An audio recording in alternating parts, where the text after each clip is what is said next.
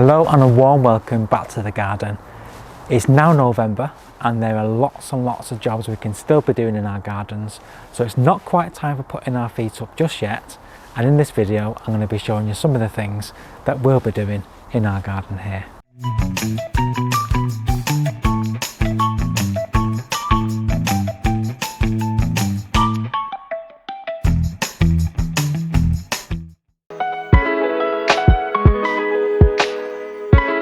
November has so much opportunity for planting, and one of the things I'll be planting this month is our garlic.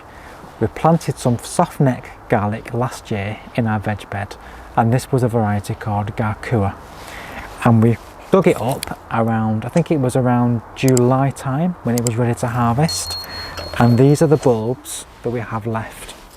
So I've saved some because what I wanted to do is regrow some from the plants we grew last year.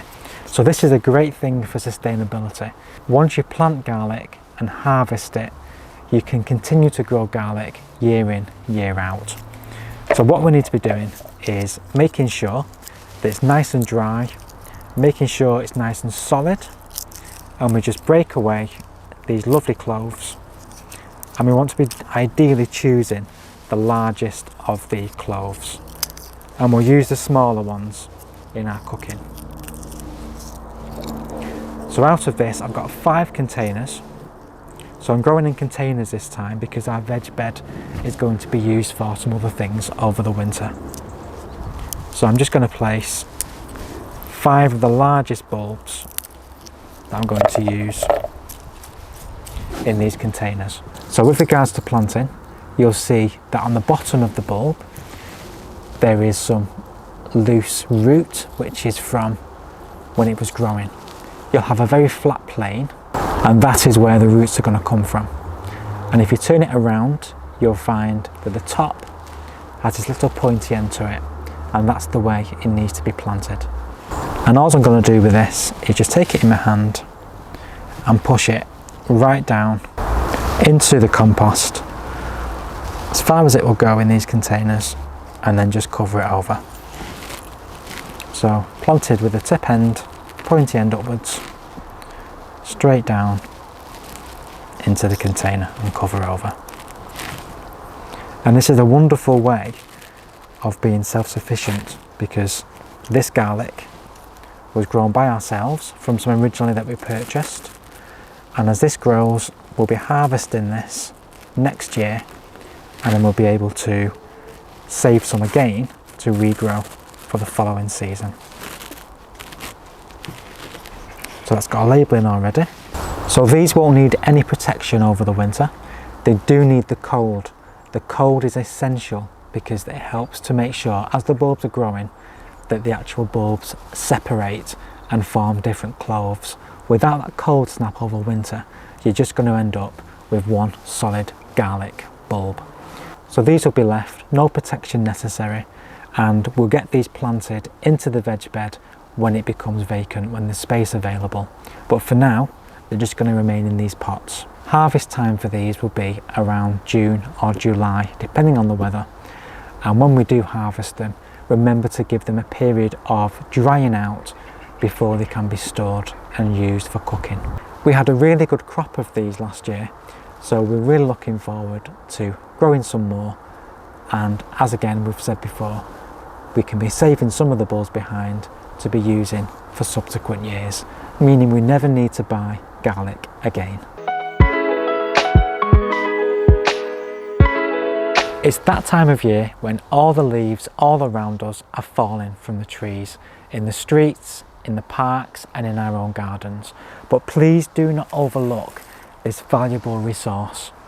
These leaves can be turned into a wonderful addition to our garden.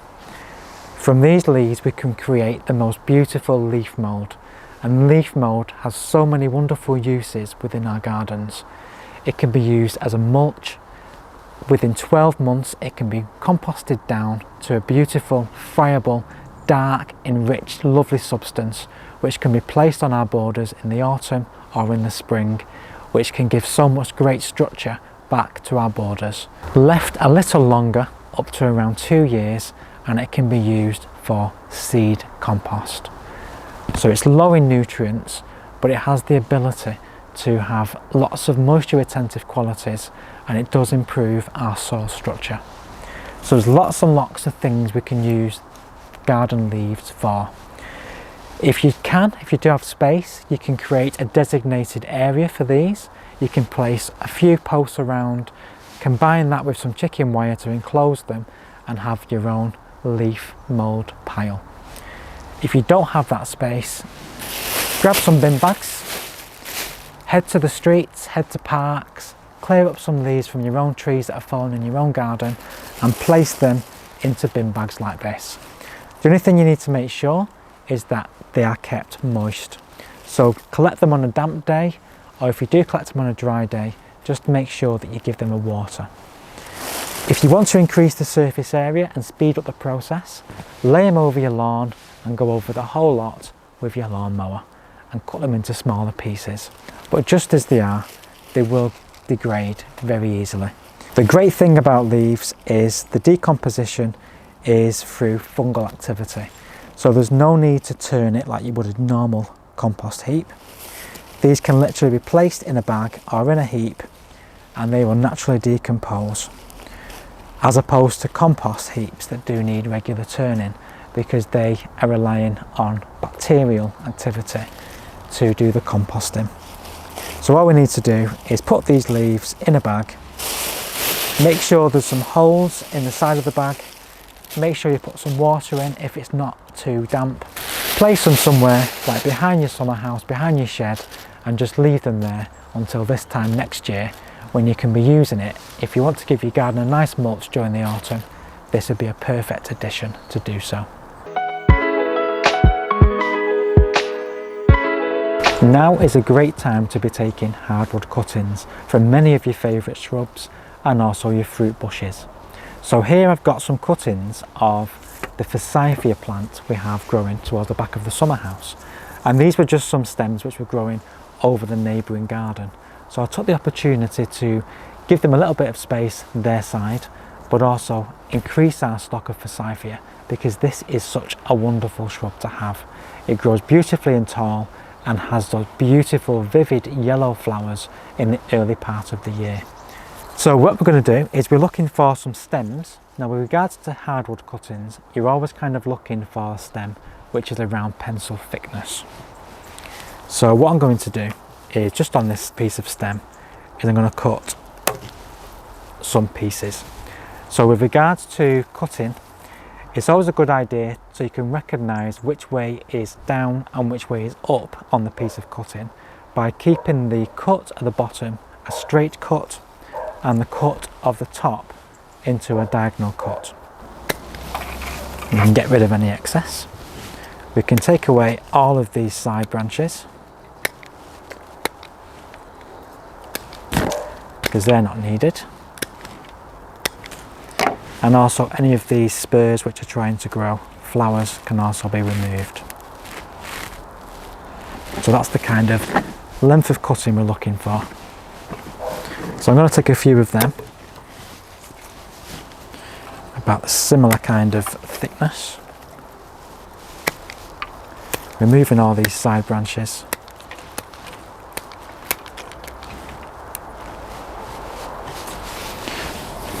I'm going to try and get a good few in this container.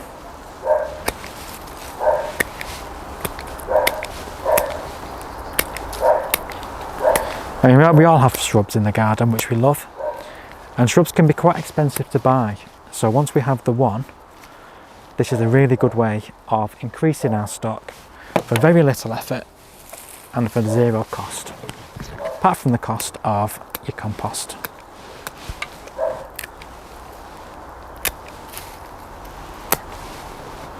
So something like that, a little bit long, I'll just trim that a little bit more. So you're looking at stems around that kind of size. Now it's not essential, hormone rooting powder isn't essential for this step, but I do like to use it to give it every success. So I'm just dabbing the end in hormone rooting powder, and then literally I'm just going to place them in this very tall pot, perhaps about 2/3 of the way down.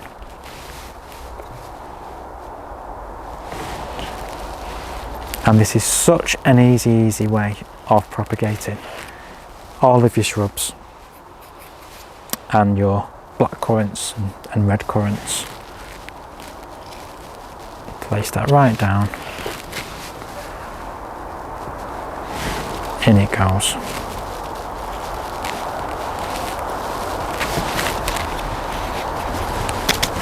Now that doesn't need any care whatsoever. Just make sure it's kept watered. So just place it outside. I'm sure the autumn and winter rains will give it plenty full of water that it needs. If it does have very dry spells, just make sure it's kept on the wettest side so it's not completely dried out. Leave these in this container for a whole 12 months. We do not want to be disturbing these until there's root growth, and there's also growth within the stems as well. And that, with these type of cuttings, can take up to 12 months. So put them somewhere aside, put them somewhere sheltered out of the way, and just leave them to get on with it. You can also do this with roses. I did do a video this time last year on how to propagate roses with hardwood cuttings, so I will place a link to that video in the screen just there, and there'll also be a link if you look down below so you can see that video and how to propagate roses using this method. It's not too late still to be moving and dividing perennials. Throughout November we're still going to have quite warmish soil, so we still have a few weeks to get new plants established before the worst of the winter comes. So we have this pink geranium here, and it's still got some flowers on, and this grows in a pretty dark place really, because this is the north side of the garden. So it does, even though it has little sunlight, it does seem to be okay. We have all this lovely foliage and it does flower particularly well, particularly in the summertime. This is still flowering now, even though we're in November.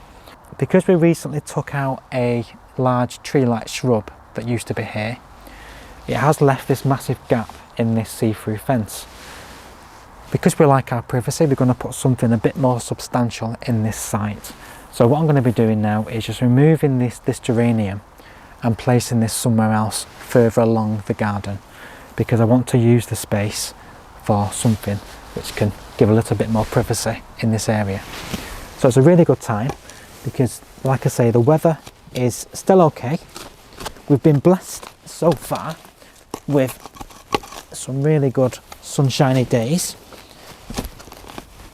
and because the soil is still quite warm, it does mean we can get things established before the worst of the winter comes. So the problem we've got here is there's a lot of black fleece around, I think, in amongst all this. So a lot of this is going to come up quite easily and amongst it. Hardy geraniums are such wonderful plants because they are so versatile and so easy to grow in a variety of conditions, whether it be part shade or a sunny position, and some even grow in shade. This variety is quite a vigorous one, and it does seem to flower no matter where it's planted. So we're going to utilise it further down the garden, like I've said. I'm just going to demonstrate how easy it is literally to propagate. You can literally get a piece of root like that, and if you just pull it, it just literally pulls apart. And you're left with these rhizomes, which, if you just take away some of the old leaves, that will literally become a new plant, and that is all you need to make a new plant from a hardy geranium. So I'm going to take a few of these out, remove some of these leaves to just help it to establish better, and they seem to grow really easy. They just kind of have these roots which form new rhizomes which produce new stems. So if you're looking for plants that are really easy to grow and very trouble-free, hardy geraniums are where it's at. So I'm going to get these dug up, and a lot of these are going to be moved. So here's another piece.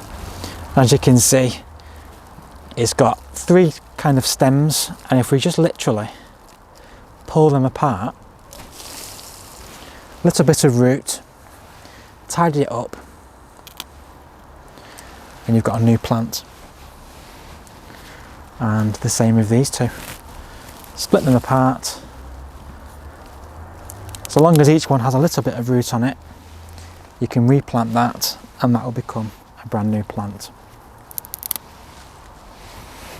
So I'm going to continue to clear this area. In the meantime, I'm going to show you some other things we can be doing in November.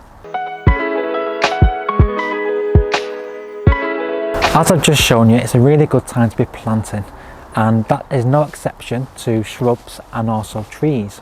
A lot of shrubs and trees can be purchased at this time of year, and it's a really good month to be planting them because the soil, it still has some warmth in it and time to establish the roots. Now this time a couple of years ago, we planted this beautiful tree that you can see in the background. So this was a tree we planted. This is called Prunus nigra, and these have this lovely purple foliage, and it's amazing. It has this lovely fragrant blossom in the very early part of the year, and it has grown up beautifully in the couple of years it's been planted. I'll put a link to the video we did when we planted this tree a couple of years ago on the screen now, and that just shows how we did it and how we staked it. And 2 years on, the tie is now off it. We do need to still get the stake out of the ground, but I do fear that when we try and get that out, it will just snap because it's the end that's in the soil is probably rotten. But the actual tree tie has been removed now. It's now stable enough to fend for itself. We can also be planting lots and lots of shrubs and other plants like fruit bushes and fruit trees at this time of year. A lot of these can come in the bare root format, whereby they are dug straight from the field where they're grown from the supplier, sent out to yourselves, and when you see them, they are just root. They're not actually in any container whatsoever. An example of this is roses, and we did plant a bare root rose last spring. So when we did plant this, I'll put another link to that on the screen as well, because that will show you how to plant a bare root rose. But the process for planting anything bare root is very similar. The only thing to bear in mind with trees and fruit trees is that you need to be planting at the correct depth. You need to make sure that if the plant has been grafted onto a rootstock, that graft is above soil level. So just bear that in mind when you are planting trees and shrubs that have been grafted. It's that exciting time of year again when we can start to plant our tulips. So this year I've chosen 2 different varieties which I'm hoping are going to be more perennial than other varieties we've tried before in the past. So generally the more perennial types of tulips are those from the Darwin group and their hybrids and their species groups. So things like the Foresterania ones and the Grey GI groups as well, and more perennial. And to a lesser extent the Triumph group, which if given optimal conditions, they will also flower for many years to come. So the ones I've gone for this year is a lovely tall orange called Orange Van Elk.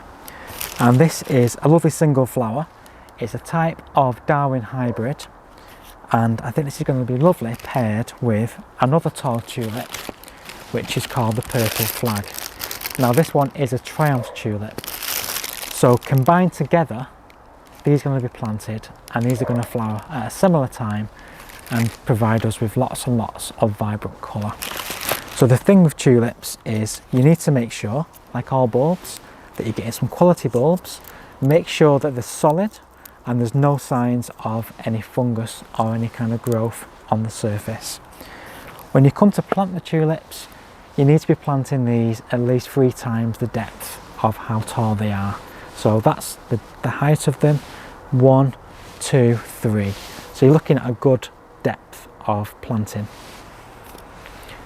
Tulips can be quite desirable to squirrels, so if you do want to try and prevent this happening, if you do grow them in containers, put a layer of grit on the surface, put some plants on the surface on top of the bulbs as a top layer, or if you don't want to do that, just put some mesh over the top, and that will help to prevent any squirrels trying to dig the bulbs out. I'm going to be planting these in the 2 pots that go either side of the summer house steps, and these will flower around April to May and provide us with that lovely flash of vibrant colour just when we need it before the perennials start to get going.